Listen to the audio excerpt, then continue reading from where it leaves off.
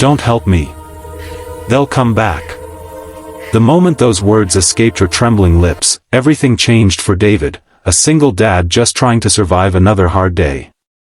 Hey everyone, welcome back to Soul Kindness, where real hearts meet real stories. If you believe that even a single act of courage can change a life forever, then make sure to hit that like button and subscribe, because today's story will shake your soul and restore your faith in humanity. It was nearly midnight when David drove home from his late shift at the diner. The road that cut through the woods was always silent at that hour, his old pickup truck rumbling through the darkness. The headlights flickered for a moment, and that's when he saw it, a flash of white by the side of the road. At first, he thought it was an animal, maybe a deer. But as he slowed down, his heart pounded. It wasn't an animal. It was a woman, dirty, barefoot, and bound at the wrists. David slammed the brakes. His instincts screamed help her, but when he ran to her side, she looked up, eyes wide with terror, and whispered, "Don't help me, they'll come back." Those words froze him. His mind raced, who would come back? What was going on? He could see bruises on her arms and the marks of rope cutting into her skin. He had to make a decision, drive away and protect his daughter waiting at home, or stay and risk his own life for a stranger. David took a shaky breath. "I'm not leaving you here," he said, his voice firm despite the fear clawing at him. He helped her into the truck and sped off toward town. But as he drove, headlights appeared in the rearview mirror, two black SUVs tailing him fast. The woman beside him flinched, whispering, "It's them. Please, just go." David's heart pounded. He turned down a dirt road, headlights bouncing over roots and gravel, finally pulling behind an abandoned barn. He turned off the engine, killing the lights. Silence. Only the sound of their breathing. In the dim light, the woman's name slipped out, Lena. She was trembling, voice cracking as she explained. She'd been taken by men who were running a human trafficking ring right there in their small town, hidden in plain sight, behind a shipping warehouse near the river. She had escaped that night, but they were hunting her down. David's hands clenched the steering wheel. He couldn't believe it. The town he'd lived in all his life, the one where everyone knew everyone, was hiding something this dark. He wanted to call the police, but Lena shook her head. "They have people everywhere. You can't trust anyone." Hours passed. Dawn began to break. David had to get home to his little girl, Lily. She was only 6 and had already lost her mother 2 years ago to illness. She was everything he had. He didn't want to bring danger near her, but he couldn't abandon Lena either. So he made a plan. He took Lena to an old cabin his father once owned near the lake, a place no one had visited in years. He gave her food, a blanket, and promised to come back with help.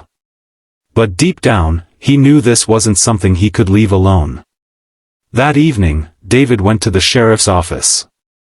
He told them everything, the warehouse, the SUVs, the woman.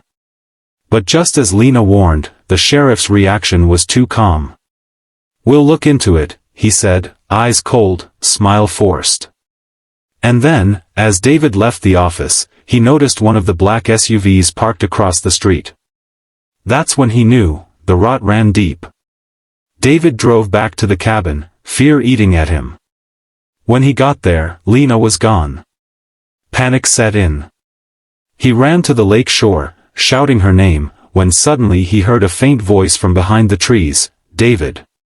She was hiding, clutching something in her hands, a small flash drive she'd found in the pocket of her captors. It contained video recordings, names, accounts, undeniable proof of everything. They needed to get that drive to someone outside the town. But as they were about to leave, the rumble of engines echoed in the distance. The SUVs. They had found them. David told Lena to run through the woods toward the highway while he stayed behind to distract them. He hid behind the cabin, waiting as the men stepped out, armed and ruthless.